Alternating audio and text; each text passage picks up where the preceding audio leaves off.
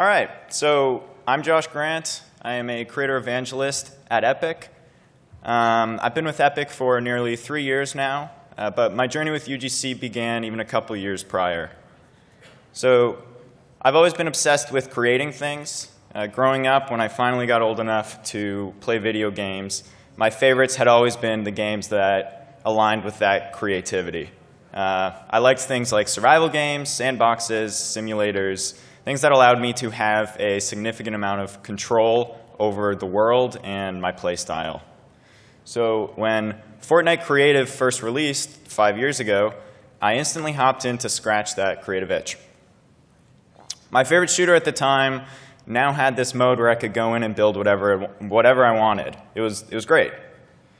I was hit with an instant feeling of gratification after I put my first map out there. And so I did a couple more years building games. And then eventually I joined Epic as an evangelist with the goal of improving our tools, improving our ecosystem, and helping creators build successful careers filled with great games.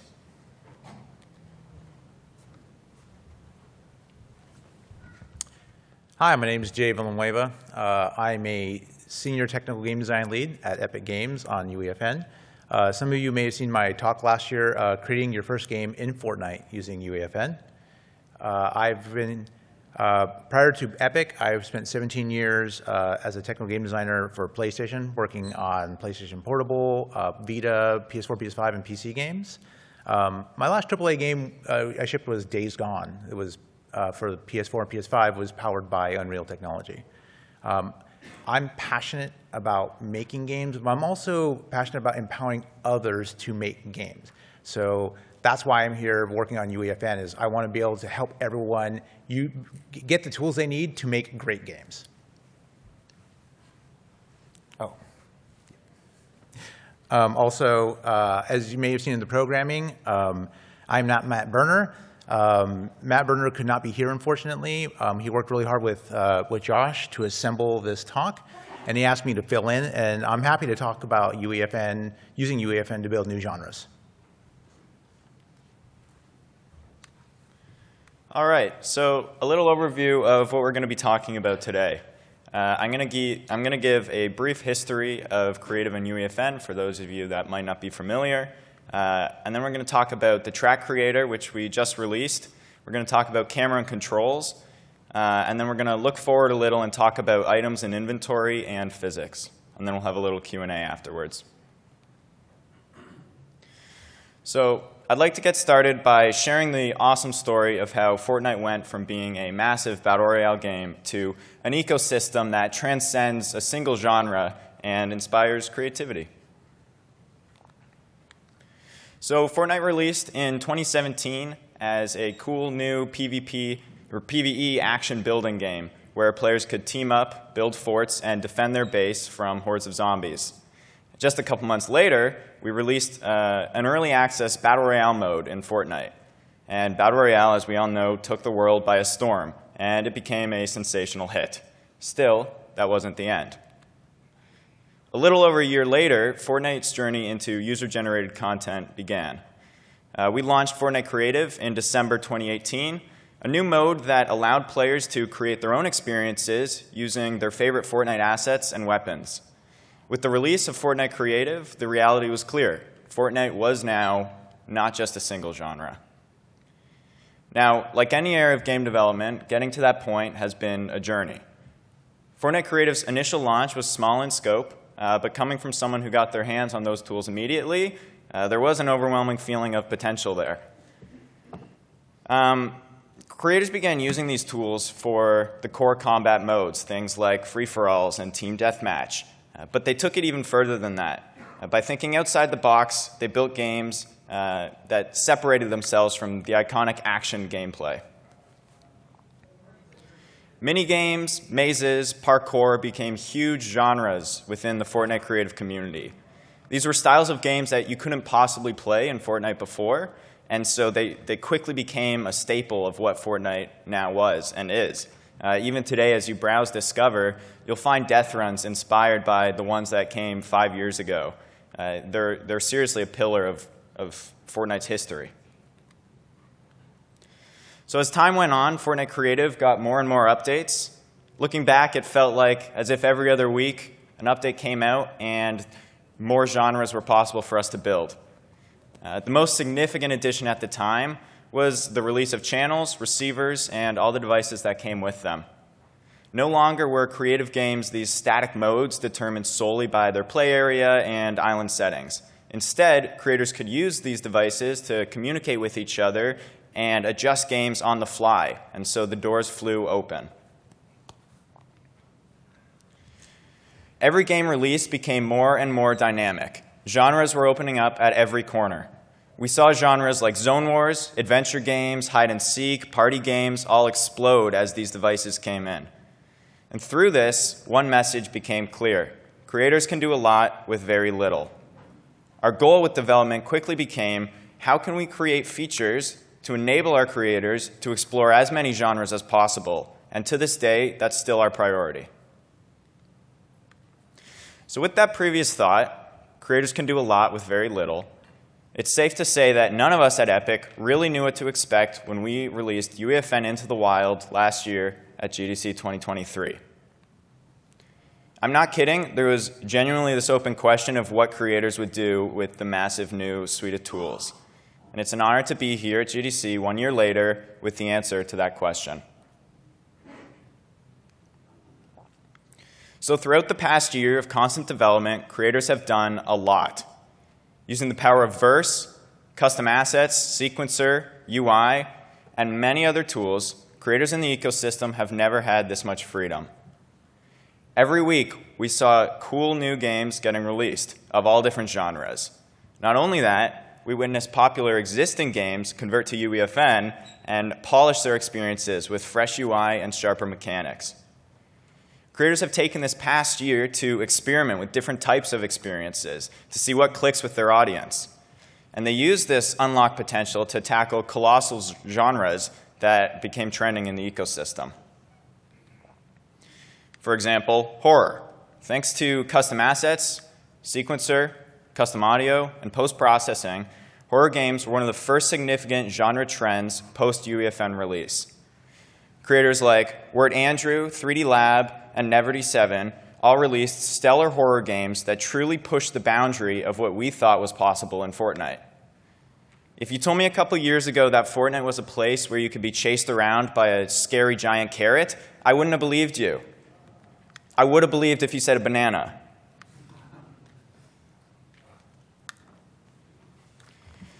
So with the help of Verse UI, and Sequencer, and Niagara, the tycoon genre was another massive hit in the ecosystem.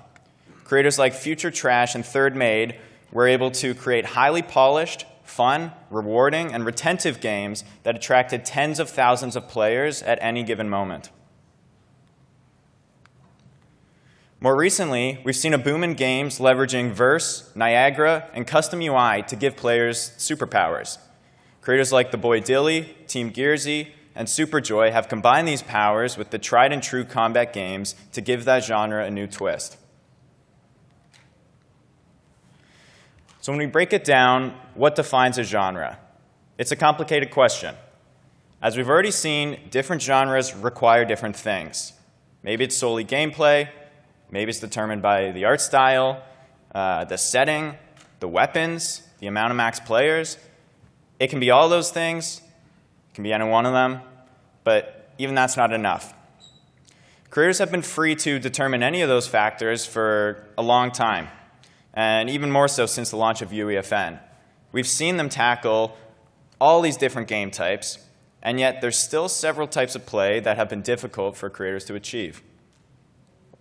Over the years, creators have been wanting to make things like high-speed racing games, side-scrollers, fighting games, cozy games, RPGs, but historically, it had been hard to master those genres and differentiate yourself from the thousands of other Fortnite islands because you're all using the same weapons, cameras, movement, and more. At a certain point, no matter the genre, every game can start to feel the same. And so this past year, we've really focused our development on giving creators the right tools to customize their game however they want. We want them to easily break into genres that differ from Battle Royale and ultimately set themselves apart from all the other islands out there. So with that being said, I'd like to take this opportunity to show you where we are in that mission. And we're going to start with the brand new Rocket Racing Track Creator tools. So in December, we launched a brand new racing mode in Fortnite, where we leveraged the incredible Rocket League cars and threw them into an exciting racing environment. Rocket Racing greatly expanded the racing genre in Fortnite, adding high-speed driving, flying, and flipping that are inherent to the Rocket League cars. We launched with 26 tracks made by Epic, full of fun shortcuts and obstacles for players to experience. But now it's time for creators to take it a step further. So just yesterday, we launched the Rocket Racing Track Creator tools, allowing creators to make their very own racing games with the tried and true rocket racing mechanics. Let's take a look at the trailer.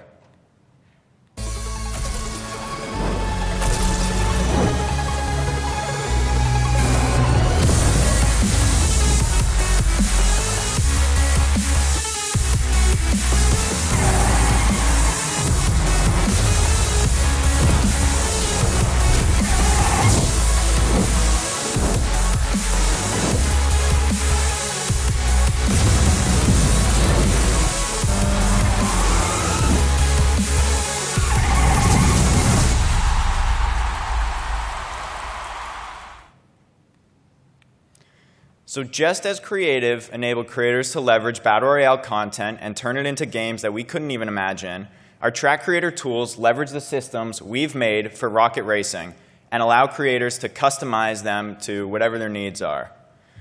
We launched with 5 different devices: the checkpoint to keep players on track, the boost pad to add exciting variables to the track, the MP volume to make the level a little more tricky and give players an obstacle to avoid, and then the speedrun and competitive race managers to determine what type of race you'd like to create and customize the game rules. Going forward, we want to add more compatibility with existing devices and Verse to open the doors even wider for creators. In the meantime, the Rocket Racing car spawner is now available in regular UEFN projects where you can work with it unrestricted on any game type you want. And then, of course, we have a comprehensive spline editor for intuitive and easy track creation. Let's take a look. So as you can see here, the Track Creator tool leverages existing Unreal workflows that you're probably all familiar with.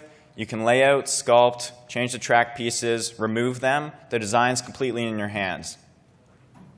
So when you raise the track, bank it, or you want to close the loop, UEFN is going to insert the transition meshes for a seamless track all for you. It's really awesome. It's a ton of fun to use.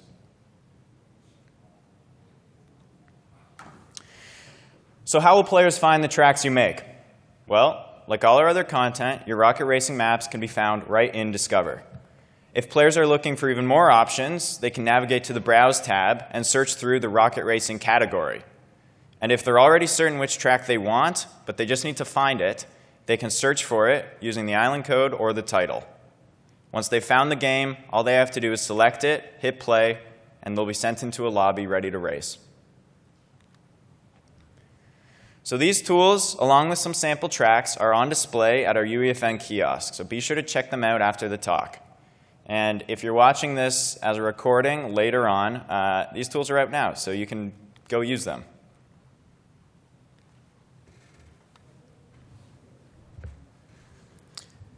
All right, let's talk about camera and controls. Until last December, all islands have been using the same third-person camera and Battle Royale character movement controls since Creative and Battle Royale launched. Now, some of you creators out there have gotten very clever with the camera and have managed to do amazing things with it. But those methods weren't really flexible, and it required a lot of work on your part. So at the end of last year, we introduced new camera devices into early access. With these, creators were able to change the aesthetics of play in their game and give players a new perspective. Along with these camera devices, we also introduced control devices paired with them. These devices finally gave creators the option to change how players controlled the game.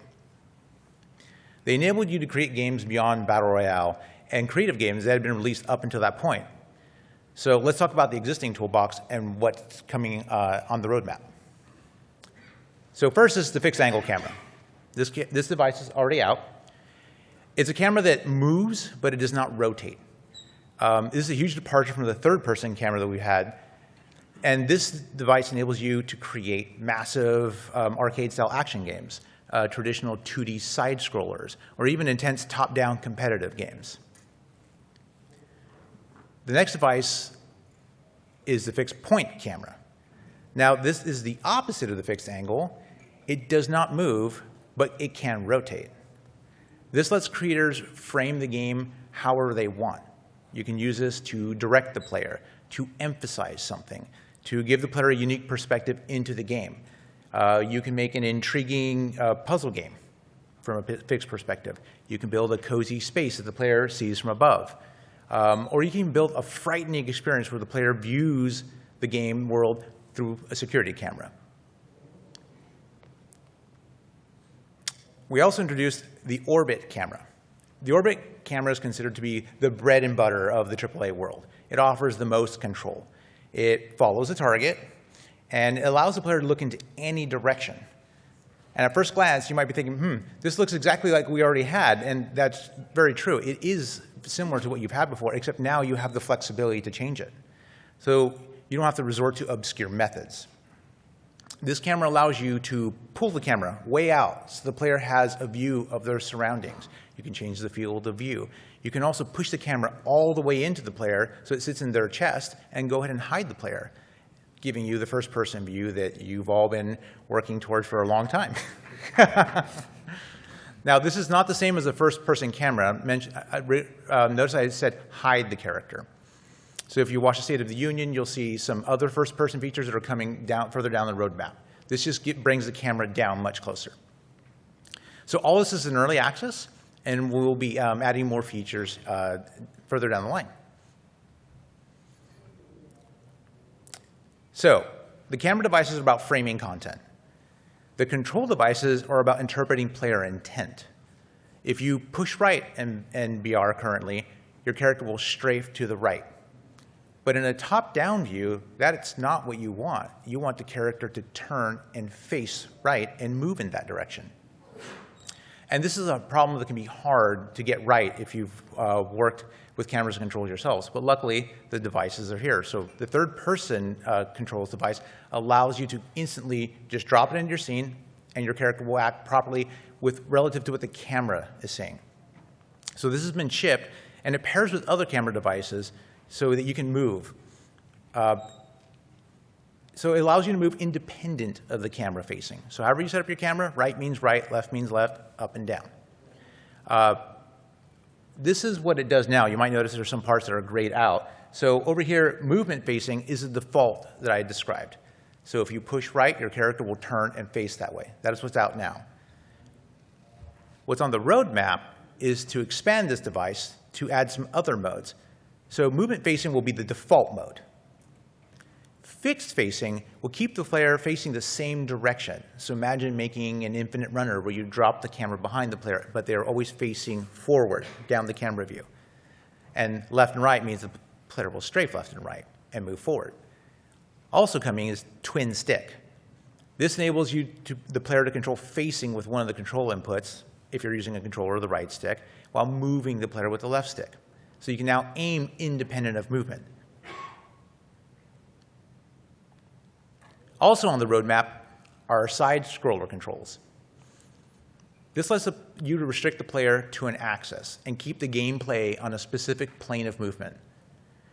While you're keeping your player on an axis and keep the facing, you'll also be able to move the player forward and back, depth into the scene. So much like an arcade side-scrolling beat-em-up.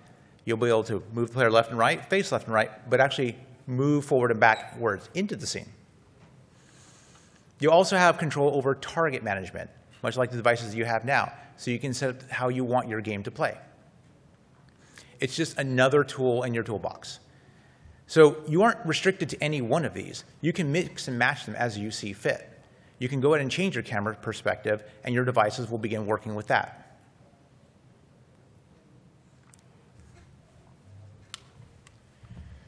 So speaking of, we've seen what these devices are. Let's take a look at how they're being used so far.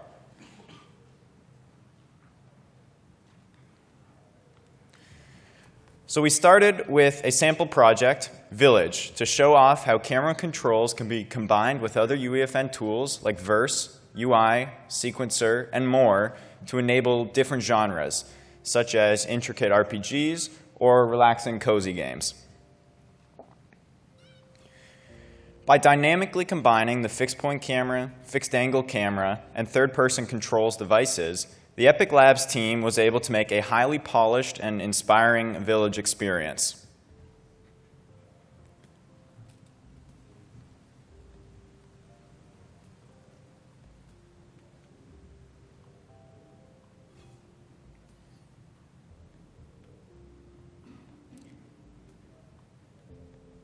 All right, so you'll notice when we interact with this NPC, we'll switch to a close-up fixed-point camera. And now we've pulled the camera out to give players an overview of the whole island. And then we seamlessly bring the camera back in. These transitions are all handled by UEFN.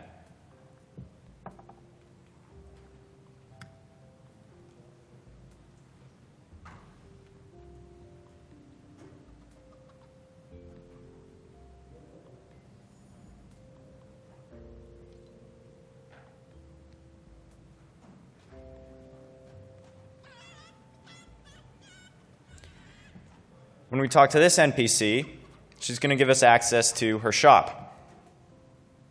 So we'll go in, and you'll notice we get teleported to a cozy interior, top-down, using the fixed-point camera. And we're using the third-person controls to give the player an easy way to move around this area. So, as expected, when we released these devices, creators took the cameras and quickly released stellar experiences like this side-scroller, Boss Rush, made by Cardin. Boss Rush uses the fixed-angle camera and third-person control, along with awesome 2D assets, to give the player a traditional side-scroller experience.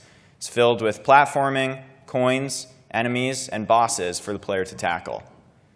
We're excited to see how this new genre evolves in the coming year as we add more functionality with the side-scroller controls we mentioned a few minutes ago.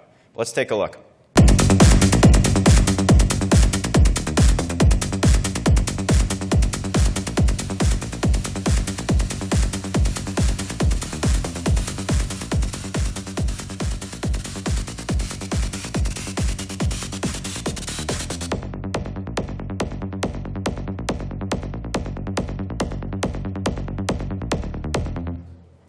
That's Fortnite now. Puzzle games have been another awesome genre we've seen expand after we gave creators the ability to have control over that camera. So Escape Worlds by Alliance Studios uses the fixed-point camera, fixed-angle camera, and the third-person controls, along with custom translucent walls to create a compelling top-down experience where the player has to navigate through each level to unlock the next.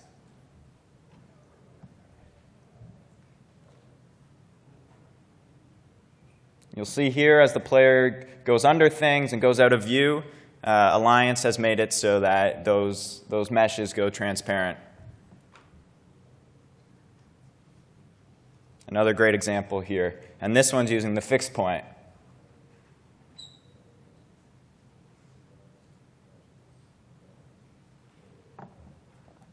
All right. And of course, these devices don't strictly have to be used to create new genres with different fixed perspectives. NeezyX integrated the new fixed-point camera device into his combat experience, Battlegrounds 25v25, and paired it with a sequencer and Verse UI to create a polished respawn flow after the player is eliminated. Let's take a look. So you'll see when the player gets knocked here, the camera gets pulled out. You get an overview of your surroundings. And then he's used another fixed-point camera above the island to act as what seems like a 2D map paired with the Verse UI. And then when you select a spawn location, the camera gets pulled in and you're teleported gliding down.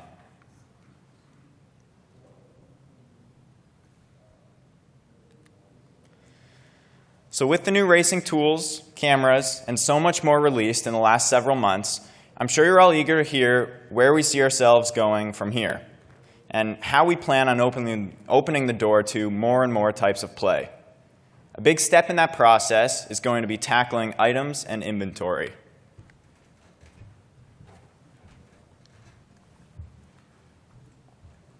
All right, let's talk about items and inventory. Let's talk about where item inventory is today. You have a lot of constraints. Today, in Fortnite, the inventory consists of 5 main slots. In those slots, you can have weapons, throwables, and consumables. Along with those, there are separate slots dedicated to traps, ammo, building and world resources that the player might acquire in the game. Where it stands, there isn't much you can do to change this. Similarly, items at creators' disposal are restricted to those that come from Battle Royale. There's a benefit here, and is that you have hundreds of items that are polished and balanced for gameplay, such as weapons and consumables. Some creators have gotten very clever, again, just like with the cameras, with the tools to create weapons and items, but the problem is that you can't really change them. I have played a sci-fi game where my objective was to steal death ray plans, and those death ray plans were represented by a banana, because the creators simply didn't have the flexibility to actually add something that fit their game. And it really breaks immersion. Also, items are fixed. The damage, the fire rate, the magazine, and weapons, and consumables have fixed effects. So we're fixing that, and so I'd like to talk about our vision. So on the roadmap are custom inventories. For inventory, we've challenged ourselves to create a system that can be used for any game. And when you talk about inventories, it breaks down into 2 things, really. Inventory and equipment slots. So an inventory could be anything like a backpack, an herb bag, a key ring. It can be limited by weight, by slots. There are restrictions on those slots that you can place. Then with equipables, the concept of equipable is that it will have effects. It will provide armor, stats. It will give the player the ability to do something. So those systems need to be paired with custom UI. That UI must fit it has to fit your game. It can help with the personality and the aesthetics of what you're trying to do. And you can optimize it for your experience. So for example, you can maybe implement a weapon wheel for your UI.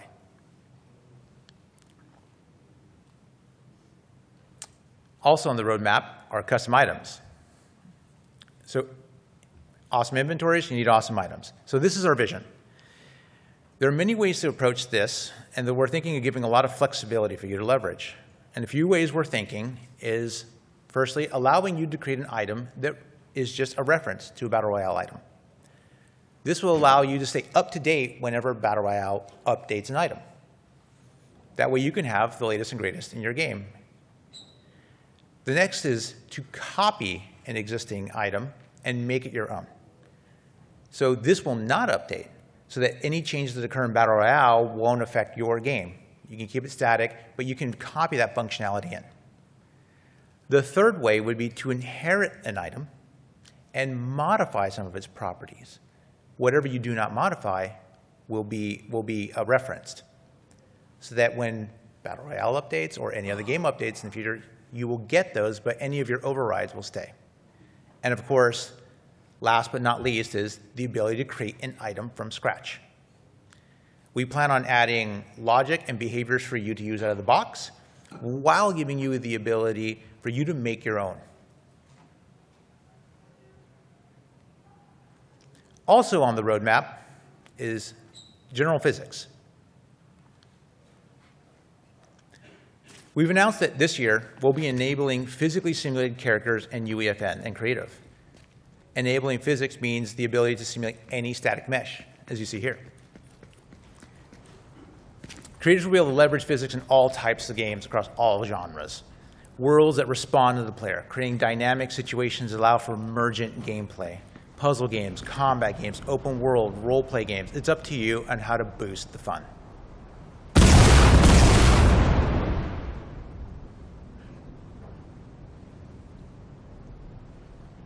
Plus, everyone loves explosions, right? So today we've talked about the racing tools and how the racing tools in rocket racing it further opens up the racing genre to all you creators. We've talked about cameras and controls, where they're at, how they've redefined the ability to make games in different genres, and where we're going in the future. We talked about our vision for inventory and items and bringing physics and physically based gameplay to your games. We want to expand the genres that are accessible to our creators and the types of play that are accessible to our players. And we're eagerly waiting to see what you do with all these tools and what you make. And just a reminder, you don't have to restrict yourself to any one of these things. You can mix and match all of those, just as we've demonstrated today. It's up to you. Thank you.